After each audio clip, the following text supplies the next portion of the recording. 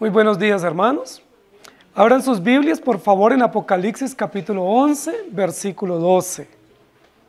Hoy, como es costumbre, como es habitual todos los domingos, vamos a exponer este versículo del libro de Apocalipsis, pero no de manera textual, sino unido sistemáticamente, expositivamente a un estudio que hemos estado desarrollando por muchos domingos en el libro de Apocalipsis, bajo un eslogan hermenéutico, un eslogan pastoral, un eslogan pactual: Jesucristo, Cordero Vencedor.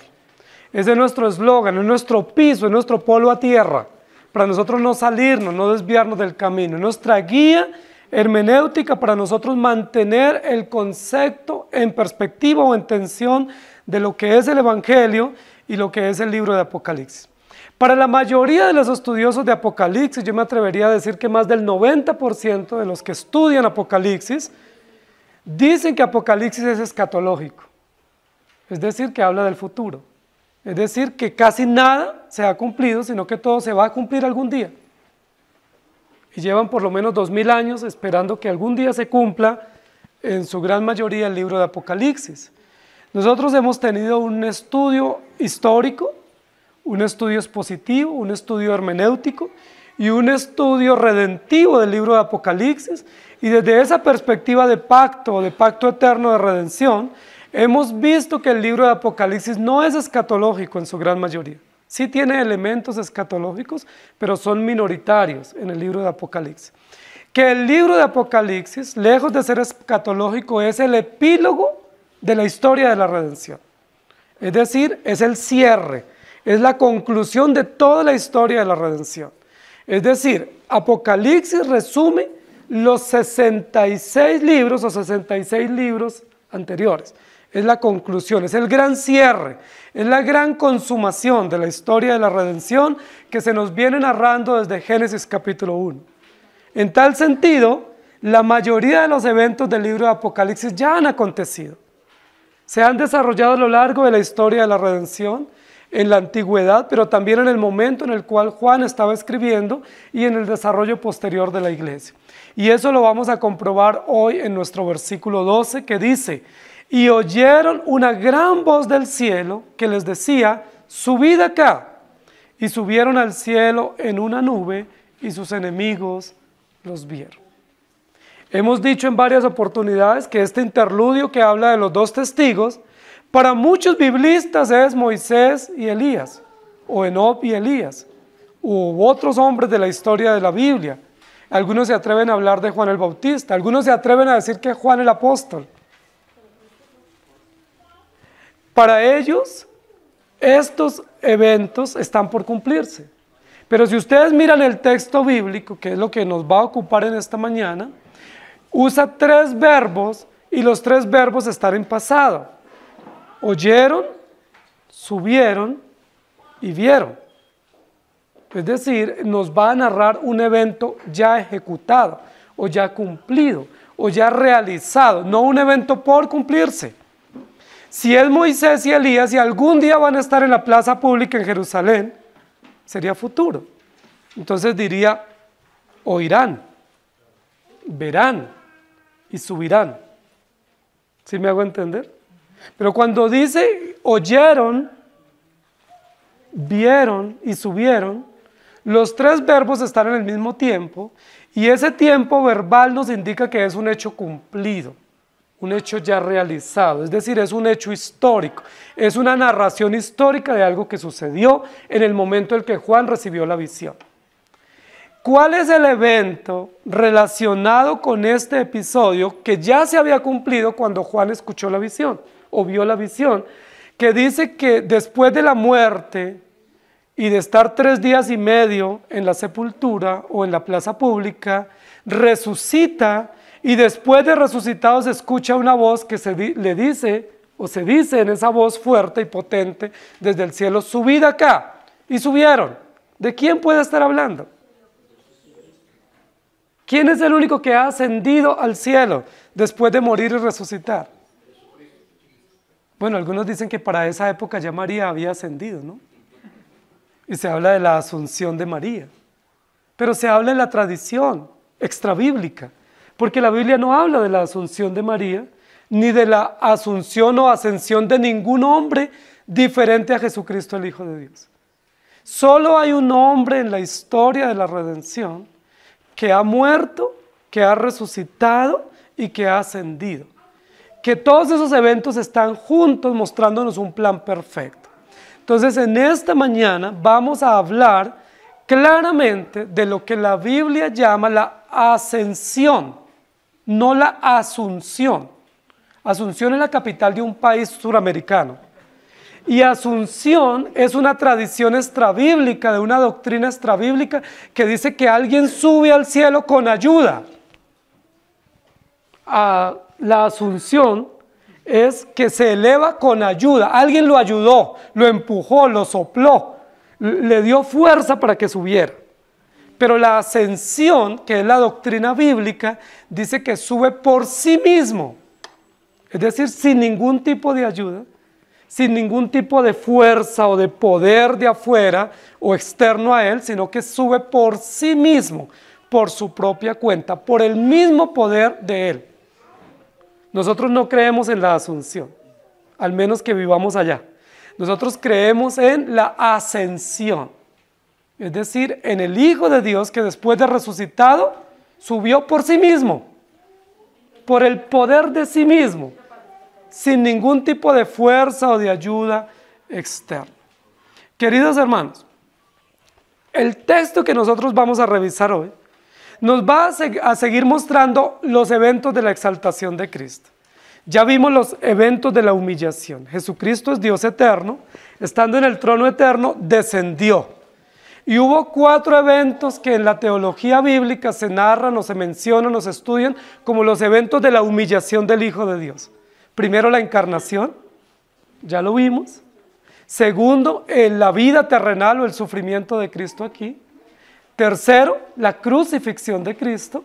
Y cuarto, la sepultura. Descendió a las partes más bajas de la tierra, dicen los credos históricos. Es decir, fue sepultado. ¿Qué más humillante para el Hijo de Dios? No solo se encarna, sino que sufre, vive acá en medio de esta condición tan perversa de la humanidad, luego es crucificado injustamente y luego sepultado. Todo eso es humillante. Pero luego comenzamos a ver en este mismo pasaje y también en los evangelios los eventos relacionados con la exaltación de Cristo, que son 4. El primer evento de la exaltación de Cristo es la resurrección, lo vimos el domingo pasado. Y después de 3 días y medio entró en ellos el espíritu de vida y se levantaron sobre sus pies. Primer evento de la exaltación, la resurrección. Segundo evento de la exaltación, la ascensión. El tercero, estar sentado a la diestra de Dios o la entronación. Y el cuarto, venir con poder en las nubes para juzgar a la humanidad. 4 eventos de la exaltación, 4 de la humillación, 4 de la exaltación. Nosotros estamos aquí en este momento, en el texto bíblico, recordando el segundo evento de la exaltación de Cristo, que es un evento extraordinario, hermoso, sublime, un evento que poco celebra la cristiandad. La cristiandad en su mayoría celebra la Navidad, celebra la crucifixión, recuerda la sepultura y tiene una noción de la resurrección, pero no celebra la ascensión. ¿Por qué? Debiéramos recordar, debiéramos mencionar que Jesucristo resucitó no para quedarse aquí en la tierra, que resucitó para volver a su lugar, a su trono y tener toda potestad y autoridad desde allá y prepararse para volver por su pueblo y para juzgar a los impíos. La ascensión es un evento extraordinario en la historia de la redención. Es un evento que nos muestra la gloria de Cristo, que nos muestra la realización del plan, que nos muestra la culminación exitosa de la tarea de la redención. Nos muestra el éxito en el plan, en el proyecto. Todo se terminó bien y Jesucristo vuelve a su lugar a rendir cuentas, a recibir toda la exaltación y a dar testimonio de que se selló perfectamente el plan histórico de la redención. La exaltación es, o la la exaltación de Cristo después de la ascensión es maravillosa.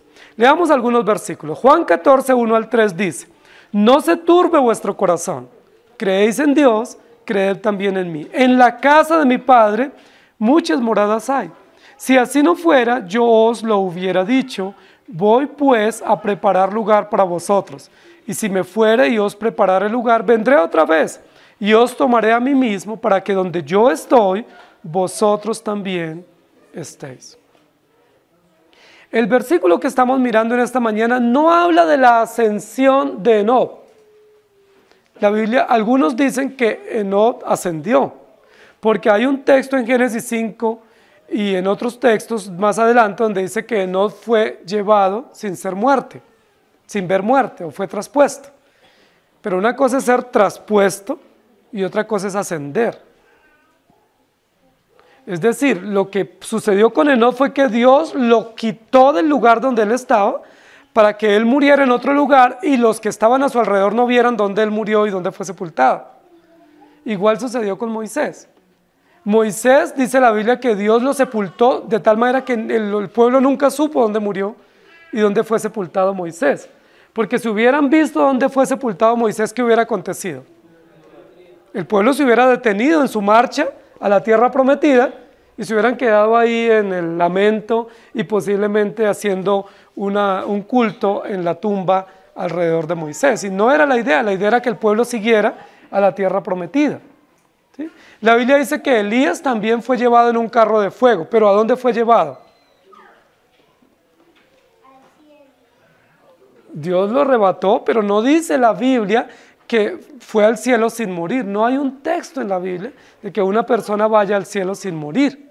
Entonces, para muchas personas, este versículo tiene que ver con lo que ellos llaman el arrebatamiento o el rapto secreto. Este es un texto que han usado para decir, aquí está hablando de que hay un rapto secreto, hay un arrebatamiento. Y más del 90% de la cristiandad cree que hay un arrebatamiento. Es decir, que en algún momento, a la medianoche probablemente, para los que estén dormidos, vendrá Dios y los levantará. El rapto secreto. ¿Sí? Eso es una doctrina que se han inventado muchos, tomada de unos 2 o 3 textos de la Biblia, y este es un evento en el cual sustentan el arrebatamiento, que dice que subieron, ¿quiénes? Los creyentes. Entonces algunos se atreven a hablar de muchos arrebatamientos. Los que creen en el rapto secreto dicen que el primero que fue arrebatado en la historia fue Enoc. El segundo rapto fue el de Elías.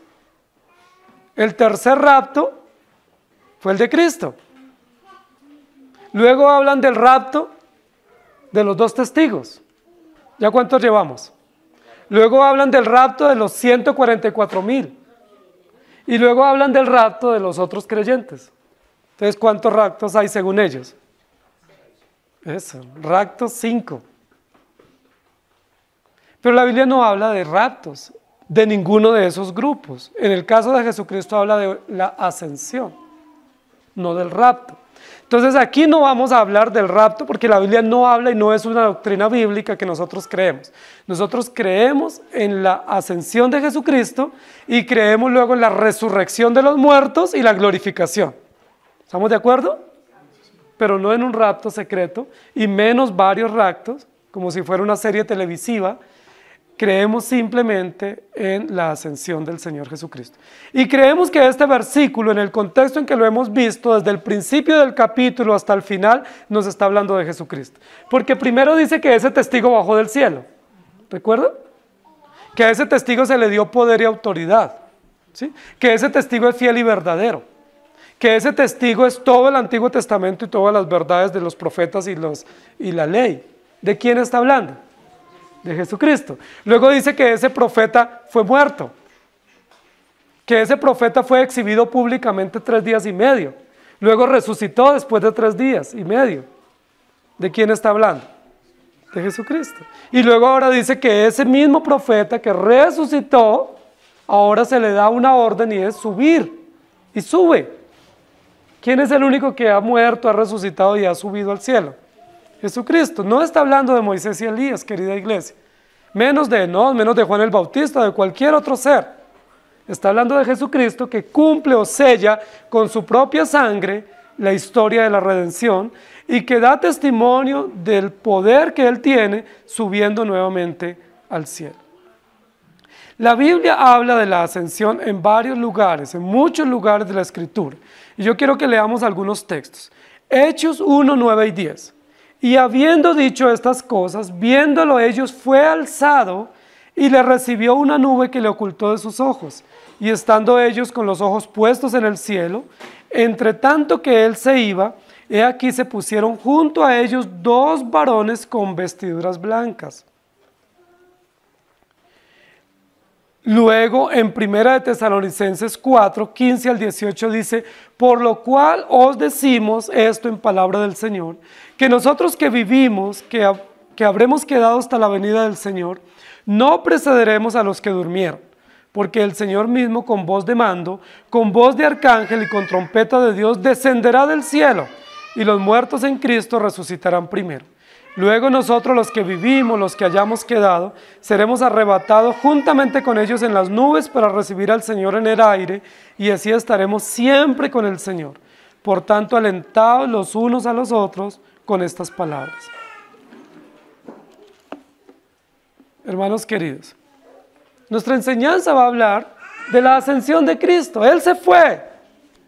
Si a nosotros se nos pidiera la opinión, si quisiéramos que Jesús se hubiera quedado otros días más, ¿qué hubiéramos opinado? Si Jesús hubiera hecho esa última reunión con los discípulos en Betania, en esa montaña cerca de los Olivos, y les hubiera dicho, bueno, pues yo he planeado irme, ¿y ustedes qué opinan? ¿Qué les parece? Hubiera hecho una asamblea. ¿Qué ustedes creen que hubieran dicho los discípulos? Por favor, no te quedes, no te vayas. Y hubieran tenido muchísimas razones y buenos argumentos.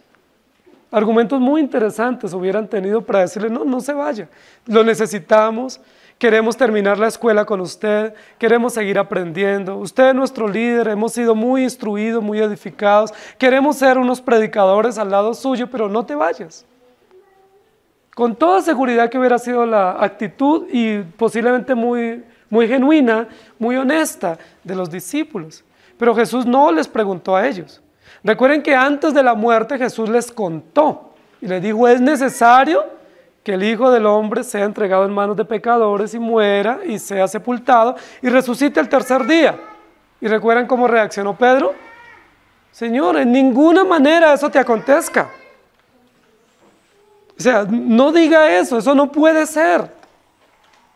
Y Jesús le dijo, apártate de mí, Satanás, porque me eres tropiezo, porque no pones la mira en las cosas de Dios, sino en las cosas de los hombres. Si ahora después de la resurrección, Jesús les hubiera preguntado, ellos hubieran dicho, no debes irte, no es el momento. Porque nosotros creemos que nunca nuestros seres queridos o nuestros amigos o compañeros deben separarse de nosotros bajo ninguna circunstancia. Para nosotros nunca es el momento. A veces tenemos el abuelito de 90 años y ¿qué decimos? Que no se vaya porque nos hace falta. A veces va a cumplir los 100 años y decimos, pero es que por favor todavía él no ha terminado la tarea. Cuando la Biblia dice que la edad es 70 años. Es decir, cuando nos vamos aproximando a los 70 años, lo más seguro es que nosotros estamos listos para que el Señor nos llame a su presencia. Y si pasamos de 70 a 80, pues somos robustos, pero preparémonos porque en cualquier momento el Señor nos va a llamar, porque es el fin natural, tenemos que irnos. Dios nos creó para que nos vayamos, para que muramos y nos preparemos para la vida que viene más allá, que es mucho mejor. En el caso de Jesús, Jesús nunca vino para hacer una vida acá en la tierra. Entonces algunos dicen, ¿por qué Jesús no se casó? ¿Por qué Jesús no vivió más? ¿Por qué no desarrolló una mega iglesia en Jerusalén? Lo hubiera podido hacer. ¿Por qué no hizo un ministerio mucho más fructífero? Hubiera tenido una escuela de misioneros y los hubiera enviado por todo el mundo. ¿Saben por qué no lo hizo? Porque ese no era el propósito. Porque él mismo dijo, yo no soy de aquí. Yo he venido a cumplir una tarea temporal, pero yo no soy de aquí, yo tengo que partir. Y Jesús estaba consciente de eso y desde el primer momento le dijo a los discípulos que ese era el propósito de su estadía acá. Y luego les dijo que Él iba a morir e iba a resucitar, pero no iba a permanecer con ellos. ¿Cuántos días estuvo después de la resurrección? 40 días. Exactamente estuvo 40 días desde el día de la resurrección hasta el día de la ascensión. Y en esos 40 días, ¿qué hizo Jesús? En esos 40 días tuvo varias apariciones y varios momentos con sus discípulos, de tal manera que se relatan en los evangelios, en las escrituras, por lo menos 10 eventos en los cuales Jesús se apareció vivo. ¿Por qué Jesús se apareció vivo? Porque era necesario. Tenía que corroborarse su resurrección. Era necesario que hubiera pruebas fidedignas, testimonio múltiple de la resurrección. Si Jesús hubiera resucitado y esa misma mañana de domingo hubiera ascendido al cielo, ¿qué hubiera acontecido? No hubiéramos tenido la prueba, el testimonio múltiple, las evidencias contundentes de que Él resucitó, de que Él estuvo con ellos, que se comprobó, que se corroboró que Él había resucitado realmente en forma corporal. Alguien hubiera dicho que la resurrección había sido espiritual o metafísica, pero no una resurrección real. Pero el texto anterior, como lo narran los evangelios, dice que fue corporal, se puso sobre sus pies. Ahora este versículo que estamos mirando hoy nos dice que le vieron subir. No fue un fantasma, no fue una ilusión, no fue un déjà vu. Le vieron subir, ¿sí? Fue real, fue corporal. Queridos hermanos, la ascensión de Jesucristo estaba programada, pero era necesario que pasara 40 días. ¿Qué hizo Jesús en esos 40 días? Les dio pruebas indubitables, es decir, no hay duda de su resurrección. ¿Pero qué más hizo? Dice la Biblia que pasó con sus discípulos y los instruyó, les consoló. Qué hermosa labor de Jesús después de resucitado, consolar a sus discípulos. No los reprochó, no hay ningún reproche después de la resurrección. Jesús hubiera podido reprochar a Pedro por traidor. Hubiera podido reprochar la acción de Judas por haberlo entregado, pero no lo reprochó. ¿Sí? No reunió a los 11 para decirle, imagínense con las que salió Judas. No lo hizo. No reunió a los 11 para decir, ¿y ustedes por qué volvieron a remendar las redes y se volvieron a la pesca? Incrédulos, desconfiados, no los reprochó. Estuvo con ellos, los acompañó, les partió el pan, les expuso las escrituras, les instruyó y les dijo, es necesario que yo me vaya. Lo mejor para ustedes es que yo me vaya. Qué hermosa actitud de Jesús. Y luego los reunió en una montaña que tiene el nombre de nuestra iglesia. Nuestra iglesia mejor tiene el nombre de esa montaña. Betania. Betania, casa de Dios. Los reunió en esa montaña, en una ladera, muy cerca de los Olivos, muy cerca donde había sido crucificado, muy cerca de donde había sido sepultado, a 2,5 kilómetros de Jerusalén. Y ahí cerca en esa montaña, una montaña muy conocida, un lugar muy conocido porque estaban sus mejores amigos, Lázaro, María y Lázaro. Lázaro, María y Marta estaban allí. Lázaro, el que Jesús había resucitado también. Ahí en Betania también vivía Simón, el leproso, donde habían ungido a Jesús y lo habían preparado para la sepultura. Fue un lugar de muchos eventos y en ese lugar Jesús los reunió.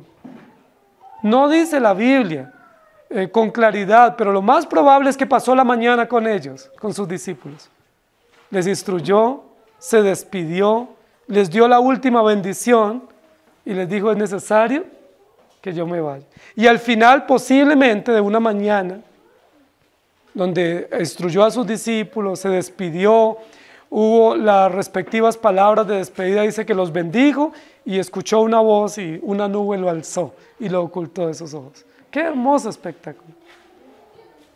Recientemente habían tenido un espectáculo de muchísimo dolor y angustia en Getsemaní y luego en los Olivos. Un espectáculo traumático para los discípulos, muy desgarrador, ver la entrega, la traición y la crucifixión de Jesucristo. Dice la Biblia que todos temían y se angustiaron. Todos se ocultaron porque estaban atemorizados. No podían creer que Jesús, su Maestro, su Dios, su Salvador, lo estuvieran crucificando tan injustamente. Estaban acongojados, luego participan de la resurrección, pero todavía no daban crédito de lo que estaban viendo. Pero luego Jesús los prepara para el último encuentro que va a tener con ellos en la tierra, que era en una montaña, y se despide de ellos. Queridos hermanos, Él se fue. Él se fue. No quedó aquí entre nosotros. ¿Por qué? Porque no era el propósito. Porque no era ese el plan. Y porque Él ya había terminado toda la tarea que tenía aquí, temporal o terrenal, en medio de los discípulos. Sus discípulos estaban fortalecidos emocional y espiritualmente.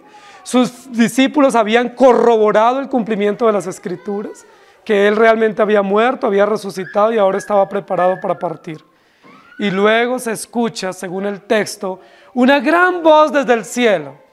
Y esa gran voz les decía: subid acá.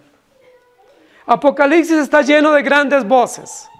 Las voces que acompañan la historia de la redención son voces fuertes, de autoridad, de poder, pero son voces de esperanza, de cumplimiento del plan perfecto de Dios. Suban acá. Pero las voces de terror que acompañan el juicio de los incrédulos son estruendos de miedo para ellos, pero para los creyentes son voces de esperanza. La voz que se escucha acá es una voz potente. ¿De dónde sale esa voz? ¿Quién emite esa voz? La Biblia no nos dice quién emite la voz, pero no es un sonido, no es un ruido, no es algo indescriptible, es una voz clara, con una orden clara, con una expresión y una frase contundente que Juan la puede registrar. En otras oportunidades dice: se oyó un estruendo, se oyó un ruido, una gran voz, pero no se descifra. Esta gran voz se puede descifrar, lo que se dice y de dónde se dice, y se puede atender a esta orden: subid acá. La orden es clara, pero lo más importante aquí en esta primera parte es: oyeron esta gran voz. ¿Quiénes escucharon esta voz? ¿Para quién era esta voz? Esta voz era para el testigo fiel y verdadero, ¿sí? Pero ¿quiénes más escucharon esta orden? Los discípulos, toda esta multitud de discípulos que estaban allí reunidos. Ahora, según la Biblia registra, no solo estaban los discípulos allí, habían muchos curiosos espectadores, habían muchas otras personas comunes, transeúntes, porque esa era una ruta obligada para ir a esas aldeas vecinas de Jerusalén. Era parte de la periferia de Jerusalén, Betania y Jericó y otras aldeas, otros pueblos que la gente transitaba con frecuencia. Era un camino común. Entonces no solo estaban sus discípulos, habían otras personas. Posiblemente una gran multitud se había reunido en esta montaña, pero los más cercanos, los más íntimos eran los discípulos de Jesús. ¿Quiénes escucharon esta voz? Todos los que estaban allí. Todos los que estaban allí en esa montaña escuchan una fuerte voz que decía: subid acá o suban acá. Yo no sé ustedes qué hubieran hecho si hubieran estado en esa mañana escuchando esa voz, ¿sí? Porque era la última oportunidad, eran los últimos segundos para poder disfrutar de la compañía física de Jesús resucitado. Pero era también el privilegio de saber que Jesucristo había cumplido toda la tarea y volvía al trono eterno, al trono celestial. Presenciar ese momento debió ser lo más extraordinario para los discípulos. Fue tan hermoso, tan sublime, que la Biblia dice que ellos regresaron llenos de gozo.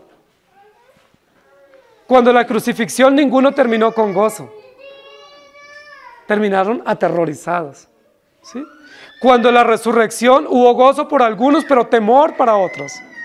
Pero en la ascensión dice la Biblia que todos regresaron con gozo y le adoraron, porque pudieron ver a Jesús y pudieron oír esa voz.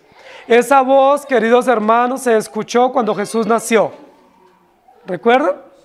Hoy ha nacido, o ha nacido hoy, en la ciudad de David, un Salvador. Fue una voz potente que escucharon los pastores y que se escuchó en todas esas aldeas contiguas a Belén. Pero esa misma voz se escuchó cuando Jesús descendió para ser bautizado por Juan. Este es mi Hijo amado, en el cual tengo complacencia. La misma voz del cielo, voz fuerte, voz potente, que atestigua que Jesucristo es y que no hay duda y que Él cumplió todas las disposiciones de la historia de la redención. Pero esa misma voz se escuchó también en la muerte de Jesús. Cuando Jesús habla con el Padre y le dice, Padre, ¿por qué me has abandonado? Y dice la Biblia que se escuchó la voz y el aliento que Él recibió. Pero se escuchó también esa voz en la resurrección. ¿Sí? Donde dice, ¿por qué buscáis entre los muertos al que vive? No está aquí, pues ha resucitado. Ahora se escucha esa misma voz potente desde el cielo, subid acá. Hermanos queridos, el poder oír el Evangelio es una gran bendición. Si los discípulos no hubieran oído, solo hubieran visto, ellos hubieran podido interpretar el evento de miles maneras, de forma subjetiva, individual, de forma mística. Simplemente presenciaron un evento, un espectáculo, pero no solo lo presenciaron, lo oyeron. Ellos escucharon y comprendieron con claridad lo que iba a acontecer. Desde que abrimos el libro de Apocalipsis, en el primer capítulo, en los primeros versículos, nos dice que el Evangelio no solamente se vive, sino que se escucha, se participa, se ve, se disfruta. Todos los sentidos nuestros, transformados por el Espíritu Santo, son partícipes del cumplimiento de la obra de la redención. Y oyeron. Ustedes hoy ustedes y yo hoy estamos oyendo. Ninguno podemos decir no oímos, no vimos, no nos dijeron. Aquí dice oyeron. Y esa evidencia muestra la gracia de Dios para su pueblo. Pero esa evidencia de oír también es una prueba contra los incrédulos. Porque el día que ellos se presenten ante el tribunal de Cristo, ellos no pueden decir nunca oímos. Ellos oyeron, ellos vieron. Es decir, no hay excusa para ellos, al igual que para nosotros no hay excusa. Oyeron una voz. ¿Cuál es la razón de todo el evento de la ascensión? La razón es que oyeron una voz. Y esa voz es una orden imperativa y se debe cumplir. Ese verbo oyeron es un pretérito perfecto simple, es un indicativo, es una acción cumplida, es una indicación de una orden que se tiene que ejecutar. No se puede pasar por alto, es una indicación, no es simplemente una acción, sino una acción que ordena o que indica algo que se tiene que hacer. ¿Cuál fue la indicación? Subid acá. Yo no sé si ustedes hubieran querido estar esa mañana ya en Betania. Hoy estamos en Betania. Pero en esa mañana y escuchar esa hermosa voz potente, poderosa, radiante, clara, desde el cielo, nos dice subid acá. Porque el subir nos muestra el cumplimiento de la historia de la redención, pero también nos prepara para el momento cuando escuchemos la misma orden los creyentes. Porque al final del tiempo escucharemos esa misma orden todos. Y dice la Biblia que los muertos en Cristo resucitarán primero y en un abrir y cerrar de ojos todos seremos transformados y subiremos o volaremos, dicen en otras traducciones, para estar con el Señor. Ese evento de la ascensión es un preámbulo para la resurrección de los creyentes. Y para toda la esperanza gloriosa que disfrutaremos. Porque Él se fue, pero nosotros le seguiremos a donde Él está. Él se fue, pero no hay melancolía, no hay nostalgia, no estamos tristes, deprimidos, porque Él se fue. Estamos felices porque se fue.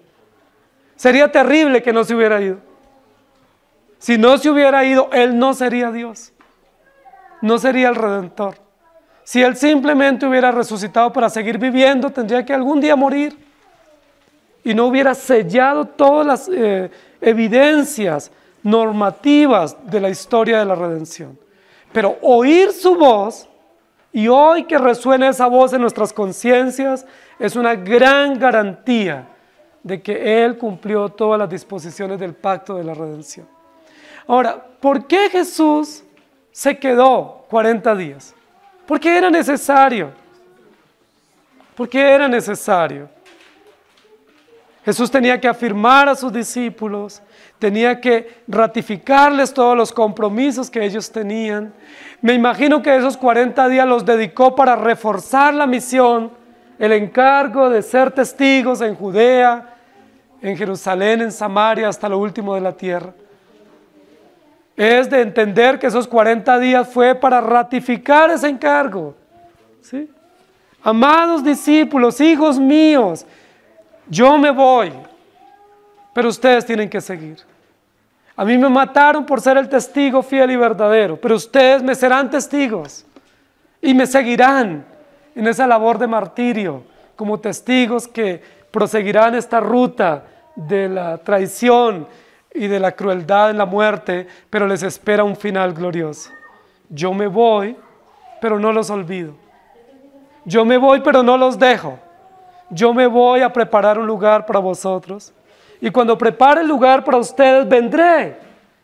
Yo mismo los tomaré y los llevaré a donde yo estoy. No los dejaré ni los desampararé. ¿No les parece hermoso? Él se fue, pero no se fue abandonando a sus discípulos. No se fue abandonando a su iglesia. No se fue descuidando a su pueblo. Se fue para preparar un lugar para que ustedes y yo estemos con Él. Por eso los discípulos, dice la Biblia en el relato de Hechos, regresaron llenos de gozo y de valor. Regresaron tan llenos de gozo que 10 días después estaban dispuestos a dar su vida por Jesucristo. 10 días después, en Pentecostés, estaban diciendo a los discípulos, es necesario obedecer a Dios antes que a los hombres. Y si nos matan, que nos maten, porque somos testigos, siguiendo los pasos del gran testigo fiel y verdadero que se llama Jesucristo. Oyeron su voz. No hay duda, Jesucristo subió al cielo, porque esa fue la orden que recibió. Él había recibido la orden de bajar y bajó. Él recibió la orden de predicar y predicó. Recibió la orden de dar su vida y le dio su vida. Recibió la orden de resucitar y resucitó. Ahora recibe una orden, la misma, de la misma fuente, del mismo origen del cielo. Y esa orden es suban o subid acá, y subieron. Hechos 1:3 dice, a quienes también después de haber padecido, se presentó vivo con muchas pruebas indubitables, apareciéndoseles durante 40 días y hablándoles acerca del reino de Dios. ¿Cuál fue el tema de conversación en esos 40 días? ¿Cuál fue el curso intensivo en esos 40 días? El reino de Dios. Yo soy el rey, ustedes son mi reino, y ustedes y yo reinamos por siempre por la obra perfecta de Jesucristo. Al final de ese tiempo se fue. Primera de Corintios 15:6. Después apareció a más de 500 hermanos a la vez, de los cuales muchos viven aún y otros ya duermen. Y oyeron una gran voz del cielo que les decía, subid acá. Y subieron al cielo en una nube. Hay una secuencia lógica, una secuencia interesantísima entre orden y ejecución de órdenes. Siempre lo hemos visto en el libro de Apocalipsis. Se da una orden y no hay postergación. ¿Sí? No hay como nosotros, espere, lo pienso. A nosotros Dios nos da órdenes y ¿qué decimos? Yo creo que no era para mí. Es para el del lado. Si yo creo que eso es para usted. Y si llega a ser para mí, lo pienso poner en práctica después. Déjame que sea viejo, déjame que entierre a mi padre, déjame que pruebe estas yuntas de bueyes, déjame que pase mi luna de miel. Señor, está bien, esa es tu orden, pero esperemos un poco, déjame lo pienso, déjame lo digiero. Y así actuamos nosotros. Y postergamos, y postergamos, y postergamos lo que no se puede postergar. Dios nos da órdenes y nosotros las dilatamos una y otra vez. Y a veces se nos va la vida dilatando las órdenes de Dios. Y a veces nos llega el momento de partir y cuando llega ese momento, ¿qué decimos? No alcancé a hacer lo que Dios me dejó. Me falta todavía cumplir mi tarea. Por eso llegamos a los 90 años y quisiéramos no irnos, porque no estamos preparados, no hemos cumplido las órdenes. Pero en el caso de Jesucristo, las órdenes se dan y se ejecutan inmediatamente. ¿Ustedes qué piensan? Que esta orden se haya emitido desde el cielo con este poder y autoridad y que el texto dijera, y Jesús dijo, sí Señor, voy a pensarlo. O estoy viendo, o voy a considerarlo. O Señor, ¿por qué no después de Pentecostés? Me gustaría celebrar Pentecostés con mis amados discípulos y despedirme en esa gran fiesta. No, la Biblia dice, y se dio una orden y acto seguido subieron. La orden se emite, inmediatamente hay cumplimiento. Y eso es extraordinario. Ese es el diseño de Dios. Eso nos muestra la soberanía de Dios y el cumplimiento perfecto de sus planes. No hay postergación. No hay margen de error, no hay tregua. Suban acá. ¿Y qué hizo Jesús? Inmediatamente una nube lo comenzó a alzar o a ocultar y se elevó a la vista de ellos. ¿No es eso extraordinario? ¿Qué tal que nosotros hubiéramos escuchado en ese momento, si estuviésemos ahí, la orden, subid acá, y que Jesús no hubiera subido? Y nosotros esperando que subiera, y que Él no subiera, y que se hubiera anochecido, y no, y nos hubiéramos tenido que ir para la casa, y Él no hubiera subido. ¿Qué hubiéramos pensado? Que no era falso, no era verdadero el mensaje, que ese testigo fiel y verdadero era desobediente, era renuente a obedecer, que Él postergó y dilató, y que esa orden no era una imposición o una orden imperante para Él. Y nosotros hubiéramos dicho, pues si Jesús lo hizo, yo también puedo desobedecer, yo también puedo postergar porque Jesús lo hizo. Pero la Biblia dice que hubo una orden, inmediatamente subieron. Recuerden que está usando un verbo en tercera persona del plural. Ellos o ustedes subieron, porque está hablando de los dos testigos, que es la metáfora desde el principio del capítulo. No fue que varios subieron. Entonces algunos dicen, no, es que varios subieron. No, solo subió Jesucristo. Pero recuerden que desde el principio del capítulo, como es un lenguaje figurado, está diciendo que el que sube son los testigos, representado por Moisés o la ley y los profetas, y representado por los dos olivos y los dos candeleros. Entonces conserva la lógica del texto. Y por eso en la lógica gramatical habla de un plural, tercera persona. Subieron, pero solo subió uno. Solo ha subido uno, que se llama Jesucristo. Solo resucitó uno. Solo murió uno para perdonar nuestros pecados. Pero comprendamos que es el uso metafórico del texto, no para oscurecer el texto, sino para mostrar la riqueza del cumplimiento de las Escrituras. Aquí no hay un propósito de esconder una verdad o de ocultarla, sino un propósito de enriquecer la verdad, diciéndonos que el que está allí resucitando y el que está ascendiendo es el que cumplió todas las Escrituras, dadas a través de Moisés y los profetas o a través de la ley y la gracia. Y subieron al cielo en una nube. Imaginémonos ese espectáculo tan extraordinario.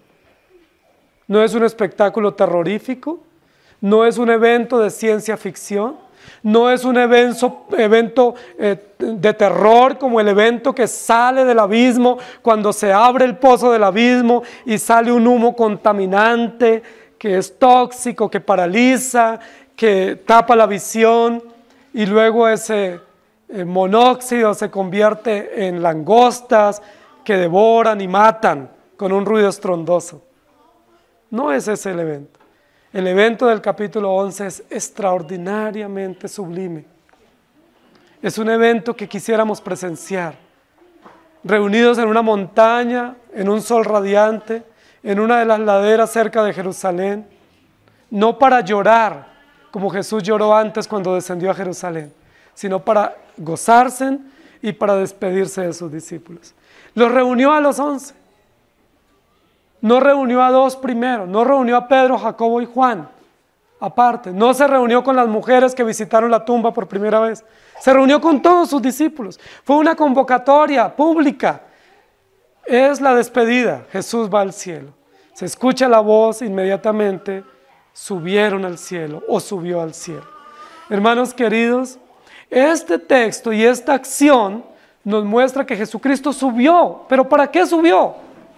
¿Para estar en una nube? ¿A dónde subió? Subió al trono. El texto no completa la idea, porque no es la intención en esta oportunidad, pero nosotros tenemos que completar la idea, y es: Jesucristo subió para sentarse a la diestra del trono de Dios. Jesucristo subió y se entronó. Fue su entronación. No quedó en una nube, no está en una nube. Él no vive en una nube.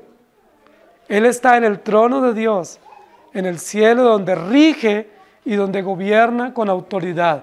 Es juez absoluto de todos. Es sacerdote perfecto. Él cumplió todas las disposiciones del pacto de la redención. Algunos dicen: Jesucristo ascendió para constituirse rey. ¿Eso será cierto? Jesucristo ascendió para constituirse sacerdote. Jesucristo subió al cielo para constituirse intercesor. ¿Será cierta esas verdades? No, todo eso es mentira, porque Él es Rey eterno, Él es sacerdote eterno y Él es intercesor eterno a favor de su pueblo. Él siempre ha intercedido.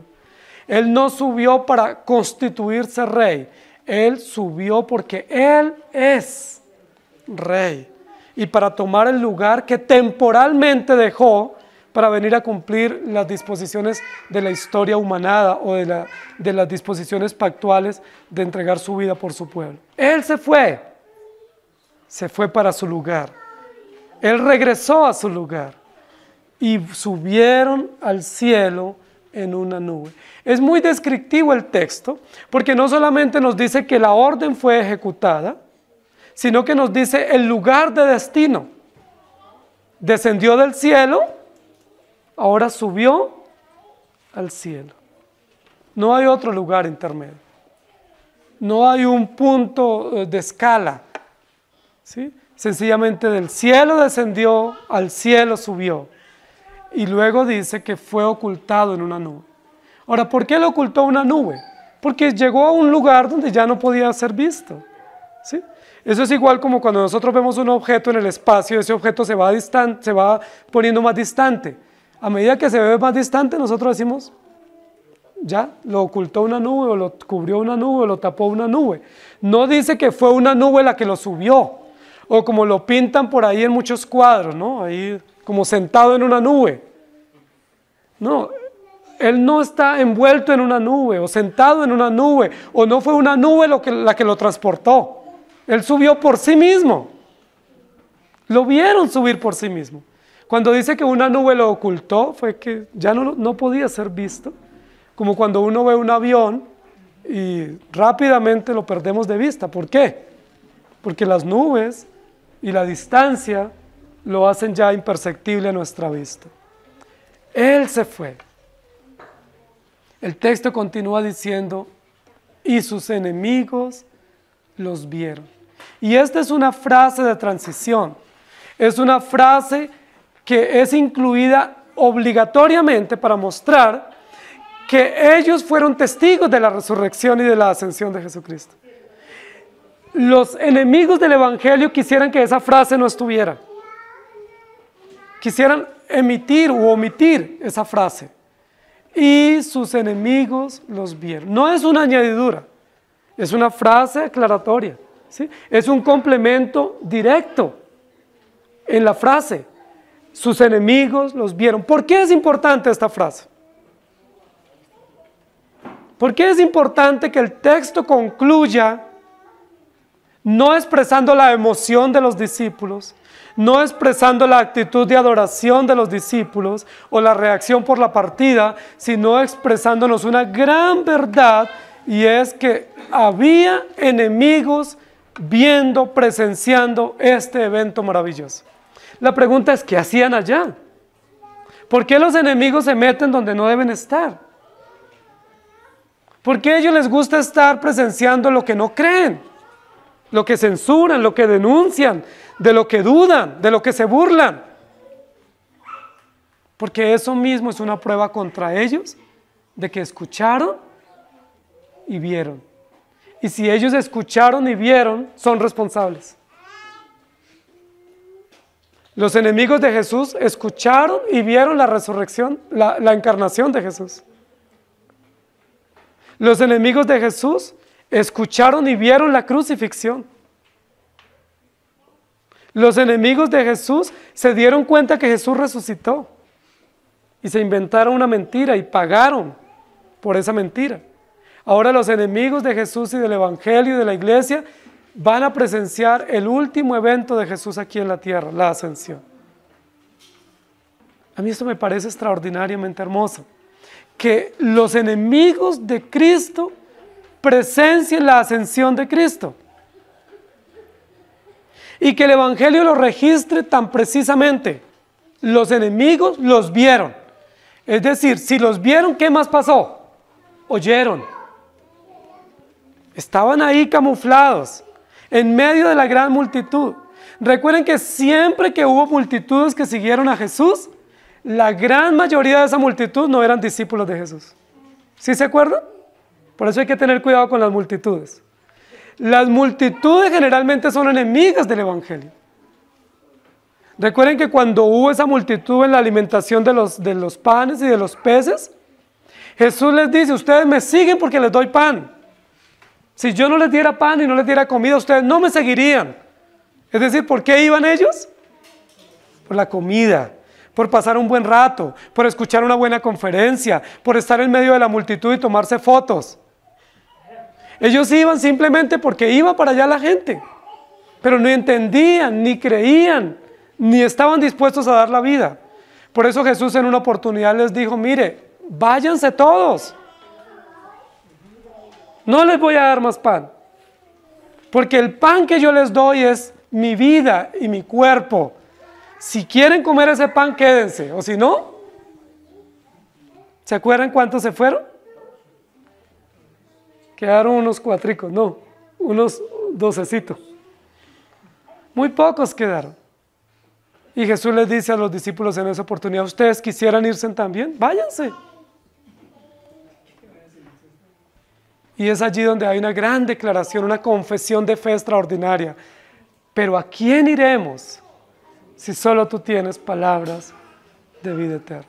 Él se fue, pero aún en ese último día, los enemigos de Jesús se cercioraron de ver lo que estaba aconteciendo. Pero esa experiencia de ver, o esa expectación de ver, se constituye en una evidencia contra ellos. Porque si ellos lo vieron, saben que Jesús es Dios. Si ellos lo vieron partir, saben que Jesús no está en la tierra, que está en el cielo. Si ellos lo vieron partir, saben que verdaderamente Él es Dios y Rey, y que Él vendrá. Y si ellos lo vieron partir, tienen que prepararse para el día cuando Él venga y le vean regresar y serán juzgados.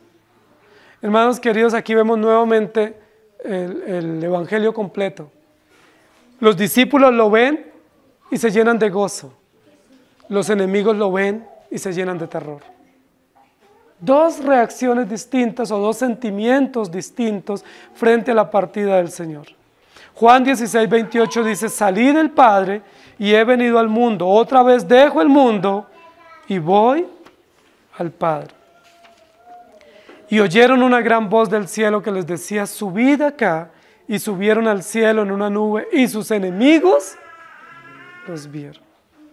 Ahora, si ustedes leen todo el capítulo 11, recuerden que dicen que la muerte de los testigos, ¿quiénes la presenciaron?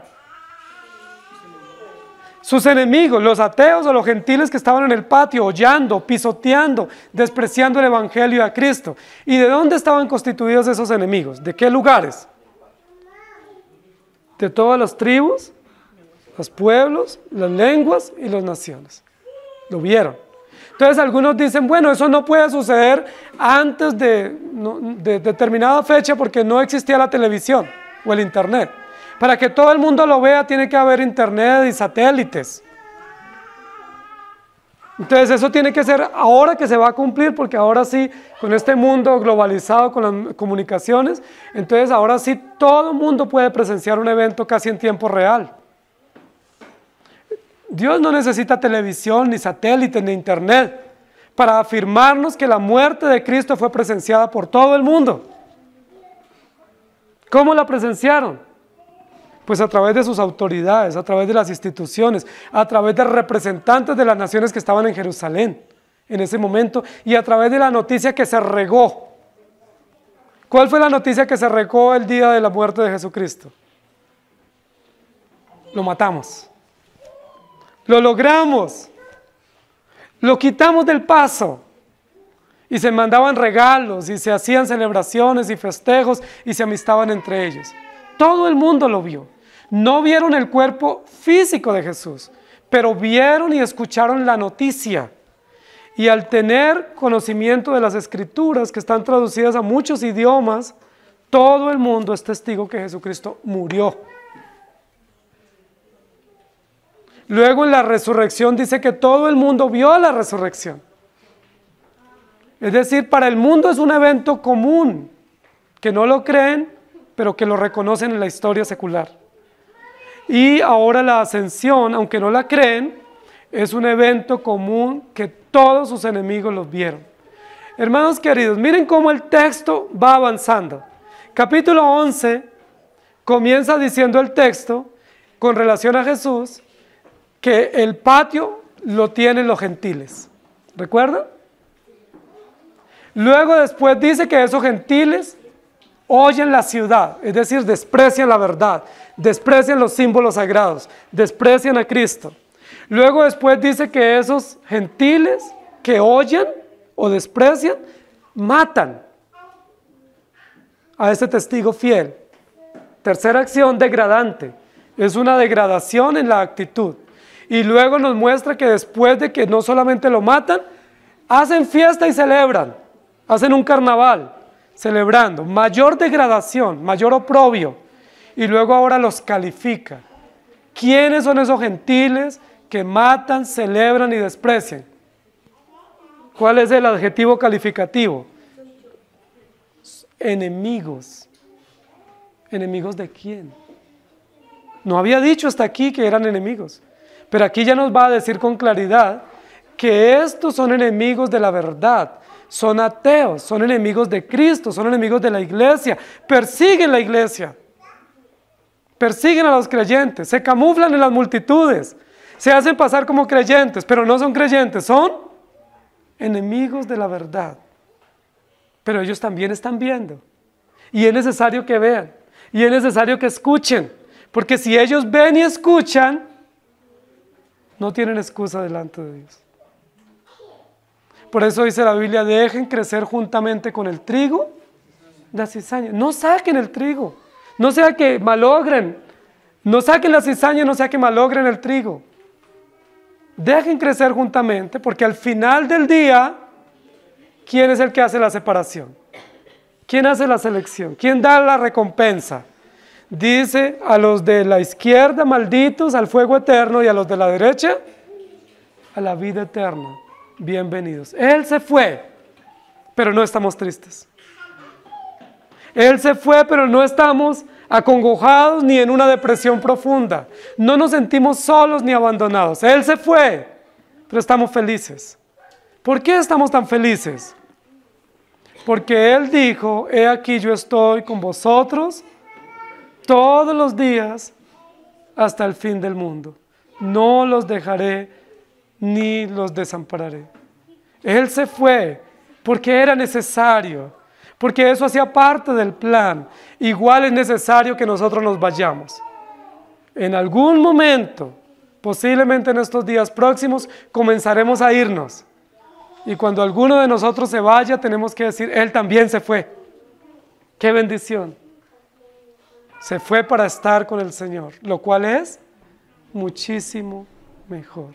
Pero aunque Él se fue, que es el Rey eterno, y los creyentes están yendo para morar con el Señor, nosotros no estamos abandonados.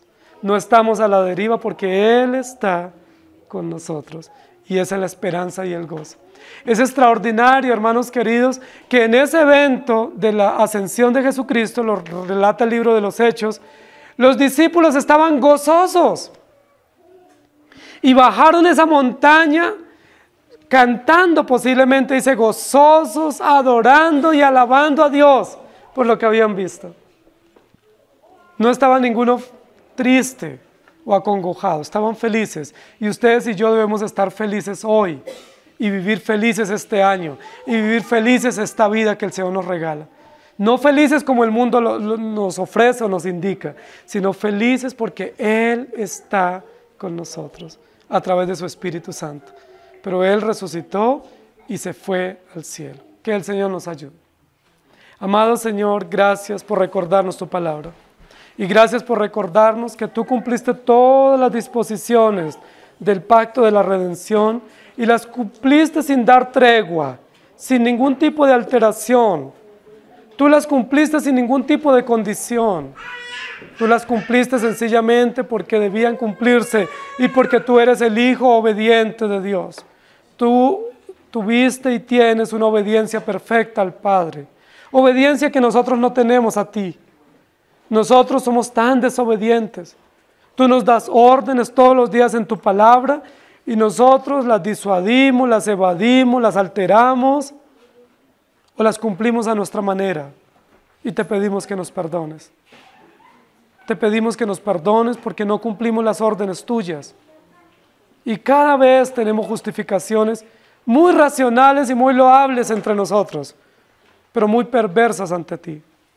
Perdónanos porque nosotros somos desobedientes y somos rebeldes. Es muy probable que en este nuevo año ya teníamos buenos propósitos y nos comprometimos contigo y ya no los hemos cumplido en los primeros días. Y así seguirá nuestra vida. Pero la esperanza nuestra no es la obediencia que tengamos a ti. La esperanza y la seguridad nuestra es que tú te fuiste a preparar lugar para nosotros y vendrás por tu pueblo. La esperanza y el gozo nuestro es que tú estás entre nosotros a través de tu palabra y tu espíritu. Aunque haya enemigos en medio de la iglesia, aunque hayan gobiernos hostiles, leyes hostiles, sistemas perversos, tú estás con nosotros todos los días hasta el fin del mundo. No estamos huérfanos. Tenemos un Padre eterno, tenemos un Dios eterno, tenemos un abogado perfecto que defiende a tu pueblo en cualquier situación. Por eso la tarea nuestra no es vengarnos, no es defendernos, no es huir. La tarea nuestra es ser testigos en Jerusalén, en Judea y hasta lo último de la tierra. Id y predicad el Evangelio, haced discípulos en todas las naciones. Es el encargo para este año. Es el encargo inaplazable para cada uno de nosotros, con la confianza puesta en ti, porque tú estás con nosotros. Te fuiste, pero enviaste un consolador que permanece con tu pueblo. Qué gozo, qué gratitud tenemos para afrontar los desafíos de este año, de esta semana. Qué gozo y gratitud tenemos para afrontar las pérdidas que tendremos en este año, para afrontar las tentaciones, las adversidades, las escaseces, las enfermedades que con toda seguridad vendrán en este año. Tenemos tanta esperanza en ti. Tú estás con nosotros y tú nos das confort, fuerza y valor para seguir adelante. Gracias por darnos tu palabra. Gracias por ir al cielo y porque esa voz retumbe hoy en nuestras conciencias, en nuestros oídos, diciéndonos que tú subiste, pero subiste para sentarte a la diestra del Padre y para regresar por tu pueblo. Te estamos esperando, Señor. Ven, Señor Jesús, por tu pueblo, porque tu pueblo te espera. ¿Hasta cuándo? Hasta que tú vengas por nosotros. Amén. Que el Señor les ayude, hermanos.